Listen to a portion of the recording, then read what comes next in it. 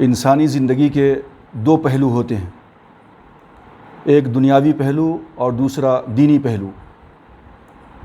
دنیاوی پہلو کے اندر انسان اپنے بڑوں کی خدمت، اپنے ماں باپ کی خدمت کر کے وہ برکت کی دعائیں لیتا ہے اور اللہ تبارک و تعالیٰ اس کے رزق کے اندر خیر و برکت عطا فرماتا ہے۔ اسی طرح دینی معاملے کے اندر ایک طالب علم اپنے استاذ کی خدمت کرتا ہے اور اسی طریقے سے ایک چھوٹا اپنے بڑے کی خدمت کرتا ہے، کسی عالم کی خدمت کرتا ہے، شیخ کی خدمت کرتا ہے، تو اللہ تبارک و تعالیٰ دینی معاملے کے اندر برکت عطا فرماتا ہے اور اس کو علم سے نوازتا ہے اور خیر و برکت سے اللہ تبارک و تعالیٰ نوازتا ہے۔ ماں باپ کی خدمت اور خدمت کے بعد ماں باپ کی طرف سے ملنے والی دعاؤں کی برکت کا اثر اور اس کا نتیجہ انسان کی زندگی کے اوپر کیسا ہوتا ہے، اس سلسلے کے اندر ایک واقعہ حضرت مولانا اشرف علی صاحب تھانوی رحمۃ اللہ علیہ نے لکھا ہے اور جس کو پیر ذوالفقار علی صاحب نے بھی اپنی کتاب کے اندر اس کو جگہ دی ہے۔ فرماتے ہیں کہ ایک نوجوان تھا جو اپنے ماں باپ کی خدمت کا بڑا شوقین تھا۔ ایک دن اس نوجوان نے اپنے بھائیوں سے کہا کہ دیکھو، ماں باپ کی جتنی بھی زمین و جائیداد ہے وہ تمام کی تمام زمین و جائیداد کو تم لوگ آپس میں تقسیم کر لو، لیکن ماں باپ کی خدمت میرے حصے میں کر دو۔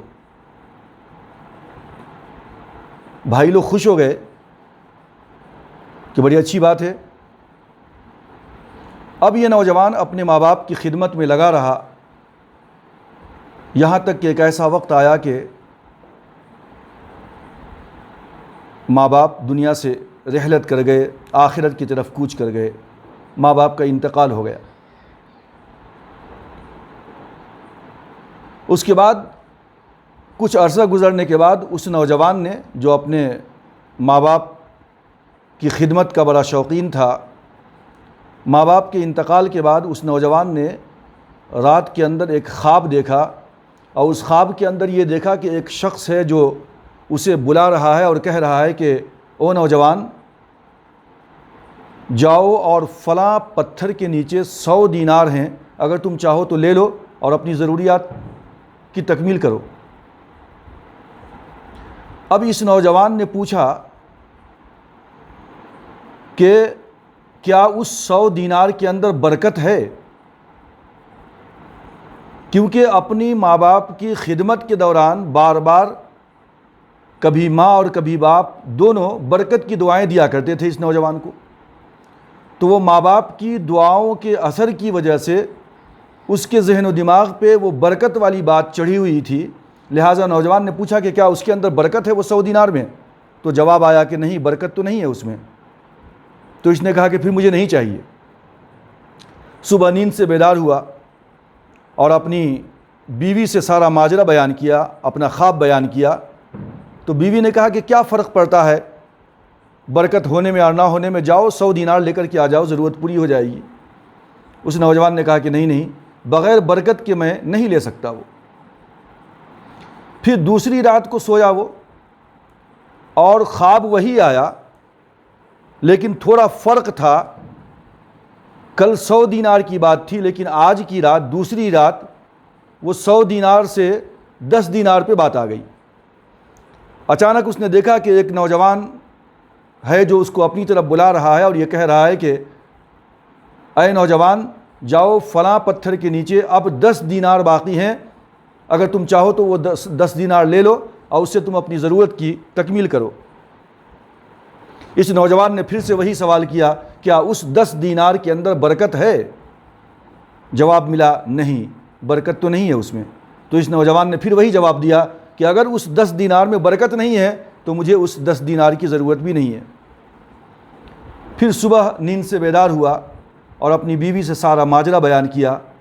بیوی نے پھر یہی کہا کہ جاؤ اب 10 دینار ہی بچے ہوئے ہیں وہ بھی لے لو۔ اس نے کہا کہ نہیں اس میں برکت نہیں ہے، میں نہیں لوں گا وہ۔ بیوی نے ضد کیا کہ ٹھیک ہے مت لو، کم سے کم جا کر دیکھو تو صحیح کہ واقعی میں وہاں دینار ہے بھی یا نہیں۔ اس نوجوان نے کہا کہ نہیں جس دینار میں برکت نہیں ہے میں اس کو دیکھنا بھی پسند نہیں کرتا۔ تیسری رات ہوئی اور اس کے بعد پھر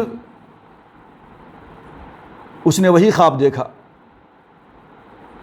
کہ ایک آدمی ہے جو اس نوجوان کو خطاب کر رہا ہے اور کہہ رہا ہے کہ وہ نوجوان، چونکہ تو نے اپنے ماں باپ کی بڑی خدمت کی ہے، لہٰذا میں تمہیں بتاتا ہوں کہ فلاں پتھر کے نیچے اب 1 دینار بچا ہوا ہے، اگر تم چاہو تو اس دینار کو لے لو اور اپنی حاجت پوری کرو۔ نوجوان نے پھر وہی پرانا سوال کیا، کیا اس 1 دینار کے اندر برکت ہے؟ اس آدمی نے کہا کہ ہاں اس 1 دینار میں برکت ہے۔ اب جب صبح یہ نیند سے بیدار ہوا تو نکل پڑا اس جگہ کی طرف، اس پتھر کی طرف جس کی نشاندہی خواب میں کی گئی تھی، اور چلتے چلتے اس پتھر تک پہنچا اور وہاں سے 1 دینار لے لیا، اور خوشی خوشی راستے میں یہ سوچتے ہوئے آ رہا تھا کہ مدت گزر گئی، گھر کے اندر کوئی مرغوب اور لذیذ غذا میسر نہیں آئی، لہٰذا اب میرے پاس 1 دینار ہے، 1 دینار ہے میرے پاس، اب میں اس سے کچھ بہترین غذا خریدوں گا اور خود کھاؤں گا، گھر والوں کو تھوڑی اچھی غذا کھلاؤں گا، بہت ہی ٹیسٹی اور لذیذ مرغوب غذا۔ یہ سوچتے ہوئے جا رہا تھا کہ اچانک ایک جگہ پہ ایک بہت بڑی مچھلی اس کو نظر آئی کہ کوئی شخص مچھلی بیچ رہا تھا، فش۔ وہ گیا اور 1 دینار کے اندر سے کچھ خرچ کر کے وہ بڑی مچھلی خرید لیا اور گھر لے جا کر خوشی خوشی بیوی کے ہاتھ میں دیا اور کہا کہ دیکھو کافی مدت سے اچھا کھانا کھانے کو میسر نہیں ہوا، لہٰذا آج یہ مچھلی کو اچھی طرح بناؤ تاکہ ہم لوگ بہترین کھانے سے محظوظ ہو سکیں، آج لطف اندوز ہو سکیں۔ بیوی تیاری میں لگ گئی۔